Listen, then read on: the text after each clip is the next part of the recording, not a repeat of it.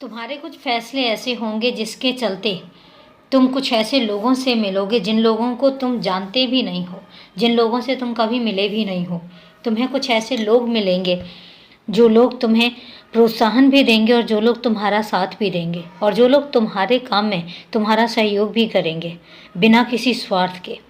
और जिन लोगों को तुम कभी मिले नहीं हो, जिन लोगों को तुम पहचानते नहीं हो, लेकिन उसके बावजूद वो मेरे बच्चे होंगे जिनको मैंने परवरिश दी है, जिनको मैंने संस्कार दिए हैं और जिनको मैंने दूसरों की मदद करनी सिखाई है।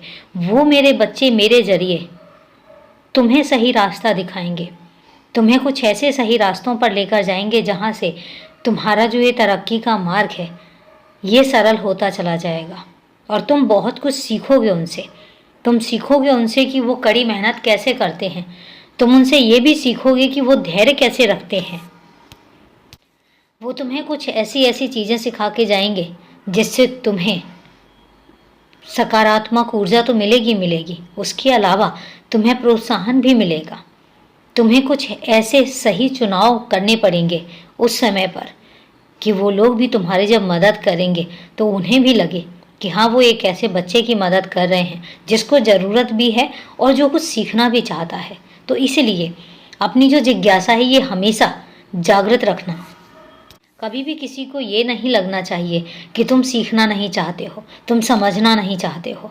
तुम सीखो, तुम समझो और तुम फिर देखते चले जाओ। मैं तुमसे एक बात कहता हूँ कि तुमने जो अपने घर आंगन में कुछ पौधे लगाए हुए हैं उनकी देखभाल करो, उनको समय पर पानी दो, उनके साथ थोड़ा सा समय बिताओ। और तुम्हें पता है जब उनके साथ तुम समय बिताओगे उन्हें भी अच्छा लगेगा। मुझे पता है कि तुम आजकल थोड़ा सा उथल पुथल में चल रहे हो, थोड़ा सा परेशान चल रहे हो, पर ये परेशानी किस लिए? इन परेशानियों की तो तुम्हारी ज़िंदगी में कोई जगह ही नहीं है। सब कुछ ठीक ठाक है।